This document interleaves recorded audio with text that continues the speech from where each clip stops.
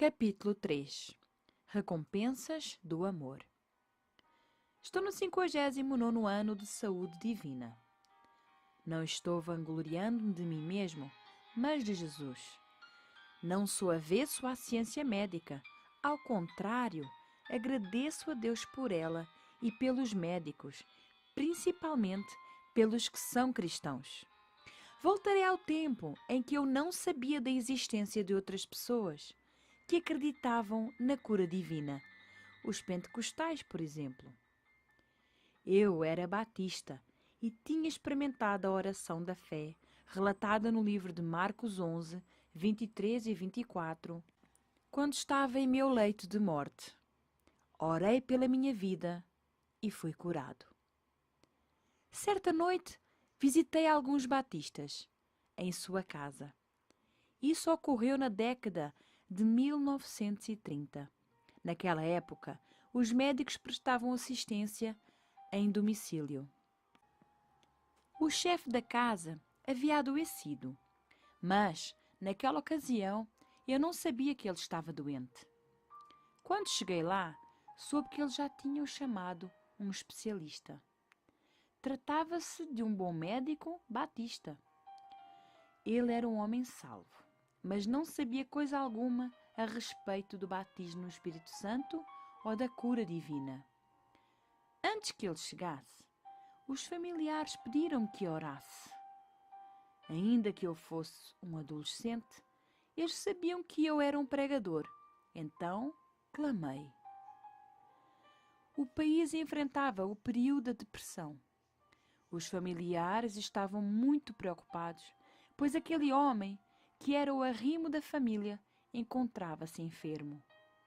Parecia-me que se tratava de uma situação bastante séria, pois ele tinha um emprego, o que, naquela época de crise, era uma bem-aventurança.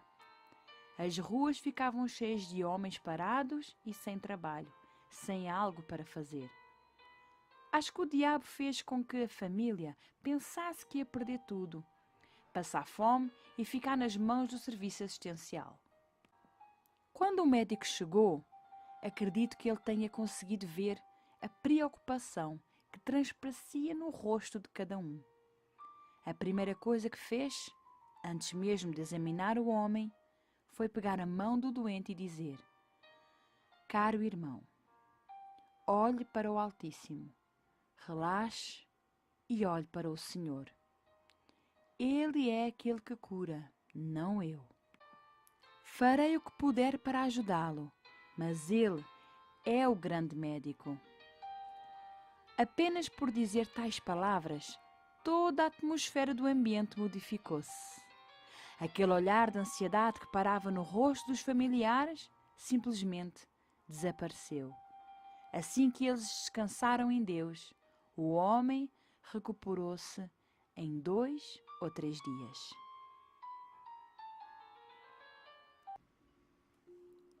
Aquele médico cristão estava com 70 anos aproximadamente. Ele era muito calmo e gentil e falava com tamanha confiança. Olhem para o Onipotente, descansem nele. Farei o que puder, mas o Todo-Poderoso é aquele que cura. Ele opera quando pessoa alguma resolve o problema. Foi o que disse o doutor, o qual havia descoberto isso no decorrer dos anos e podia falar com confiança. Isso trouxe paz, descanso e confiança àquela família. Acredita em bons especialistas, principalmente naqueles que são cristãos. Se eu precisasse de um, marcaria uma consulta. Porém, não tenho sentido qualquer dor de cabeça desde 1933. A última vez que tive esse tipo de dor foi em agosto de 1933. Não tenho tomado nem uma aspirina em 60 anos. No entanto, se eu precisasse de um desses profissionais da saúde, iria consultar-me. Recentemente, tenho mandado algumas pessoas ao médico e pagado as suas consultas. Até mesmo compro remédios para elas quando percebo que precisam deles. Não quero colocá-lo em um cativeiro. Se você precisou ir ao médico, talvez não tenha obtido ainda o conhecimento que eu tive. Porém, se quiser andar na saúde, terá de estar perto de Deus, fazer o que Ele disser e andar em amor. Vou mostrar-lhe como aprendi tudo isso.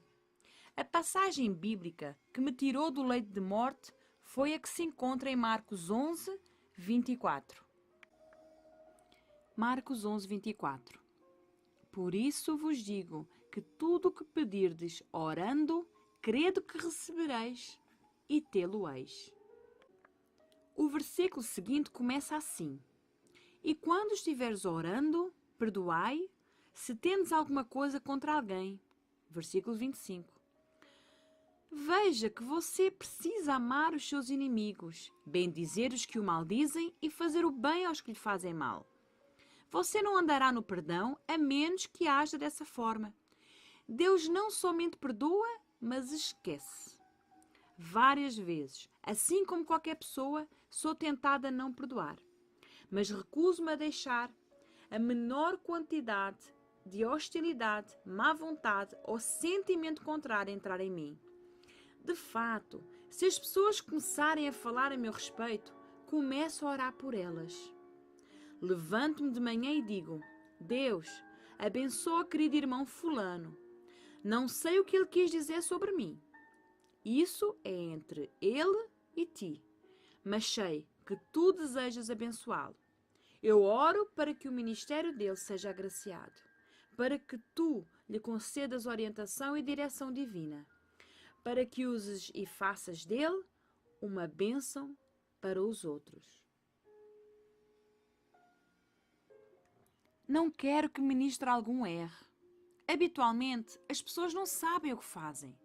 Jesus disse, acerca dos que o tinham crucificado: Pai, perdoa-lhes, porque não sabem o que fazem. No período em que cursava o ensino médio, eu ficava nervoso com todo o mundo. Sentia-me como se tivesse sido desonesto na vida. Nosso lar estava dividido. Meu irmão mais velho, Dub, teve que ir morar com alguns parentes e eu fui viver com outros. Sendo assim, não nos víamos com muita frequência. Fizemos um pacto solene quando eu tinha 9 anos e ele 11. Combinamos que, quando crescêssemos, mataríamos nosso pai pelo que ele havia feito à nossa mãe. Sabíamos que não podíamos fazer aquilo na época, mas poderíamos quando fôssemos mais velhos.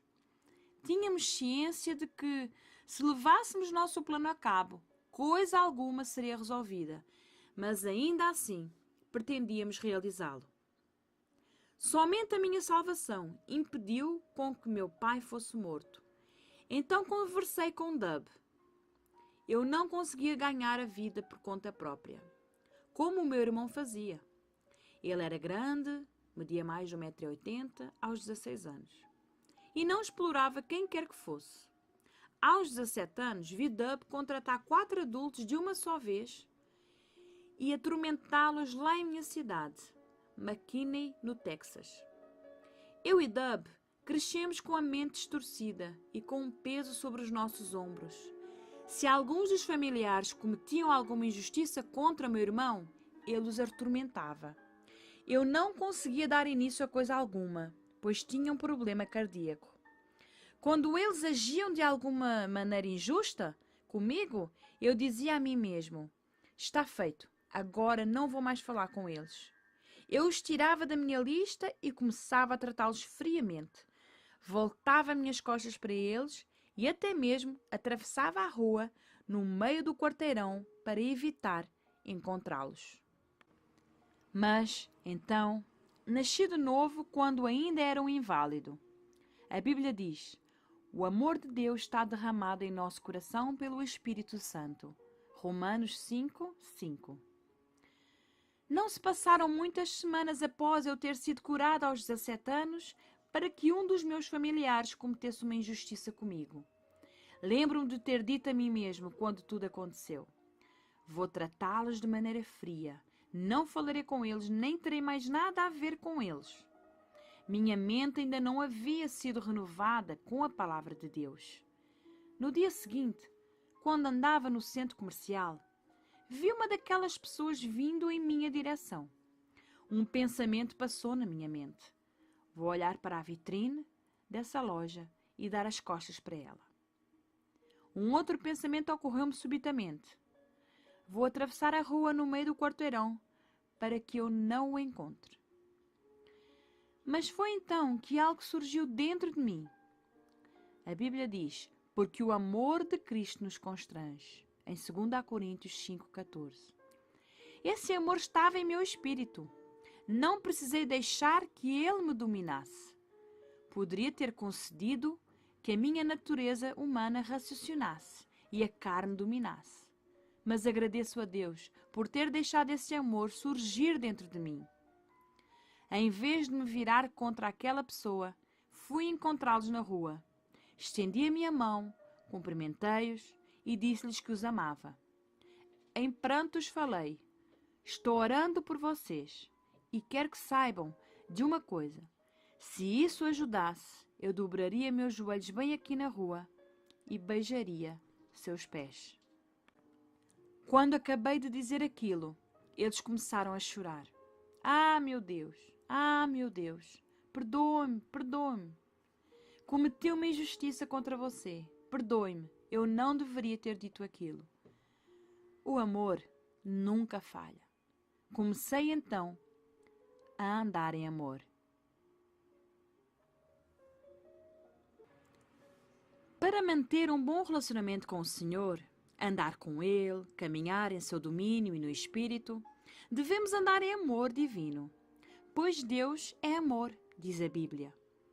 Andar em amor significa caminhar no Espírito, porque esse sentimento é um fruto do Espírito. Quando nasci de novo, Deus tornou-se meu Pai. Ele é Deus de amor e eu sou um filho do amor dele. Nasci do Senhor, que é amor. Dessa forma, nasci do amor. A natureza de Deus está dentro de mim e ela é amor. Não podemos dizer que não temos o amor do Pai, pois a Bíblia declara que nós o temos. Todos da família de Deus o possuem. Do contrário, não fazem parte dela. Talvez estejam deixando de colocá-lo em prática, mas o têm. De acordo com a Bíblia, o primeiro fruto do Espírito nascido de novo e recriado é o amor. Jesus disse em João 13:35: Nisto todos conhecerão que sois meus discípulos, se vos amardes uns aos outros. No versículo anterior, o Mestre ainda declara que vos ameis uns aos outros como eu vos amei a vós. Versículo 34. Ele nos amou quando ainda éramos desprezíveis pecadores. O Salvador demonstrou que esse profundo sentimento por nós, quando ainda éramos seus inimigos. Pense nisso. Se o Pai nos amou com um grande amor, quando ainda vivíamos no pecado, imagine como Ele ama seus filhos agora. Glória a Deus! O único mandamento que Jesus nos deu foi o do amor, e Ele o colocou em nosso coração. Como vimos em Romanos 5:5. A palavra afirma que o amor de Deus está derramado em nosso coração. Seja como for, acho que muitos confundem esse nobre sentimento com frequência. Quando ele é mencionado, as pessoas pensam em amor humano, natural, o qual hoje em dia é muito falado. Entretanto, em todo o mundo não há amor igual ao de Deus. O amor humano é egoísta. Tenho ouvido as pessoas dizerem que o amor materno é parecido com o divino. Eu mesmo pensava dessa forma, quando ainda andava mais no domínio da alma do que no do espírito. Porém, descobri que isso não é verdade. Via de regra, o amor de mãe é um sentimento natural e por isso é egoísta.